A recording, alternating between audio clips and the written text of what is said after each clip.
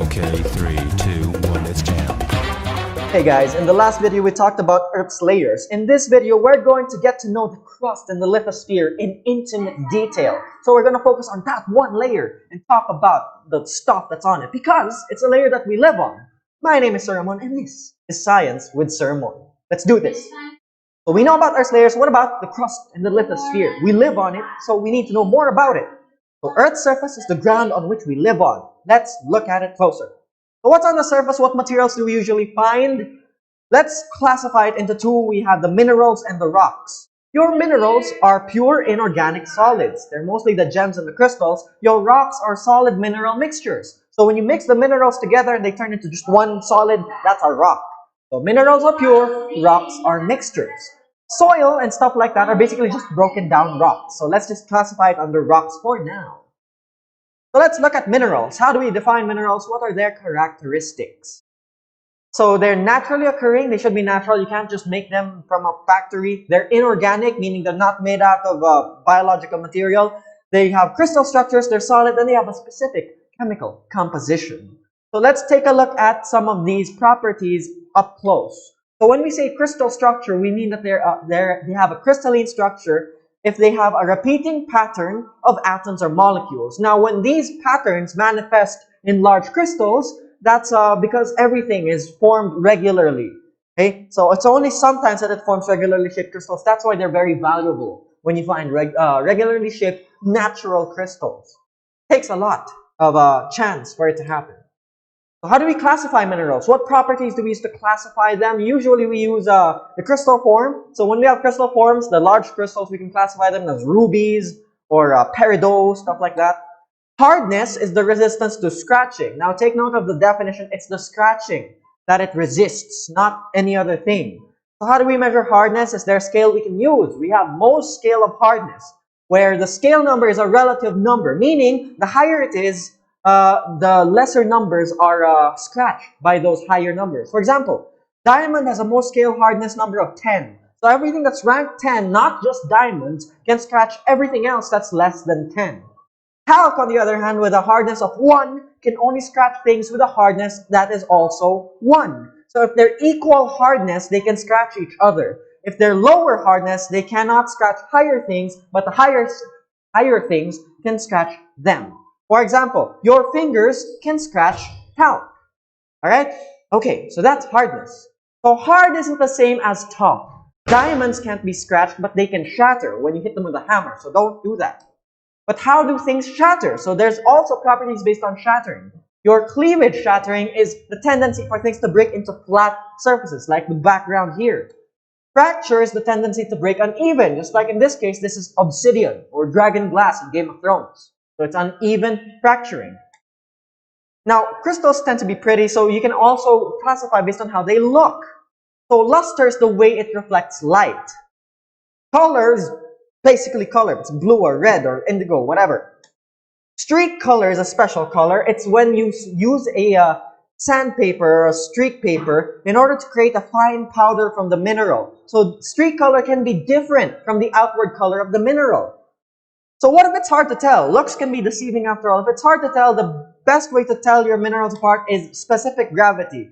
So it's the mineral weight compared to the water weight of your mineral. So basically, it's the density of the mineral. The higher the specific gravity, the higher density the mineral is. So even if it looks different, if it has the equal specific gravity, then more it narrows down the categories or the types of minerals that it can be. What about rocks? How can we describe rocks? The rock cycle allows us to define rocks into 3 general types of rocks: igneous, sedimentary, and metamorphic. So this is the rock cycle. There's a lot of stuff happening in it. So we're going to take the rock cycle later on. We're going to look at the rock types first. So first we have igneous rock. It's crystallized magma or lava. So there are 2 types of igneous rock. There's intrusive, so it forms in the ground. So it's when magma cools underground. And extrusive is when lava cools on the surface. The difference is in the size of their crystals. So when it cools underground, it cools slower. It forms larger crystals. When it cools outside the ground on the surface, if it's extrusive, it forms very small crystals because it forms very, very quickly.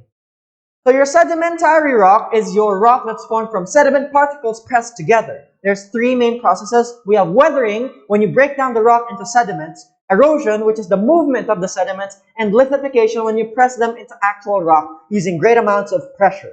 So again, three different processes to make sedimentary rock. And generally, like in the background, it forms layers, distinct layers. That's important later on. Metamorphic rock is transformed by heat and pressure. So it's not melted. If it gets melted and then solidifies again, that's igneous. Metamorphic doesn't exactly melt. It doesn't turn liquid. It just gets bent and pressed and mixed like in blacksmithing when they pound very, very hot metal. It's solid, but it's malleable. So that's metamorphic rock through metamorphosis.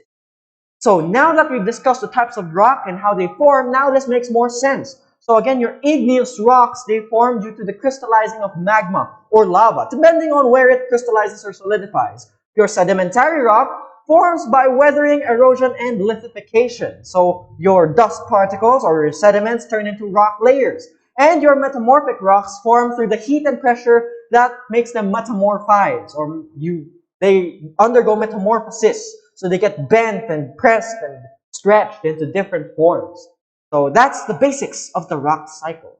Now, how can we tell how old things are, like your rocks and your minerals? You can't just ask them. So, what we do is stratigraphy. We use some rules and basic common sense in order to find the relative age of rock layers. You can tell which one is older and which one is younger. Again, this is just relative dating, not incest. It's relative dating as in we can figure out the age relative to the other layers. So first, we have the law of superposition. It's basically the younger layers ending up on top. Because in sedimentation, or the three processes of making sedimentary rock, you can only lithify if you just deposit sediments on top of other things. So again, because your sedimentary layers form on top of each other, the younger ones end up on top.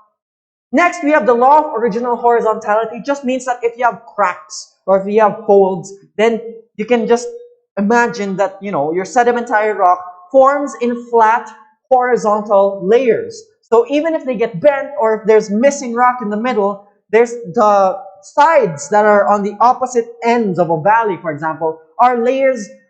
They are the same layers on both of those sides. So we just have to refer to the original horizontal layers. Next, we have what we call the cross-cutting relationship. If there's a layer of rock that cuts through, usually because there's magma that cuts through layers of rock, or a different rock that just crashed through because of a movement of the crust or an earthquake, then that thing that cut through the others is younger than the others, because you can't cut through something that's not already there, okay? You can't break up a relationship that wasn't there in the first place. Ahas. Anyway, so again, cross-cutting things that cut across layers tend to be younger than all the layers it cuts across. Alright? Okay, and that's the basics of stratigraphy, or finding out which one is older or younger. So again, we base it on the positions of the different rocks and layers and inclusions.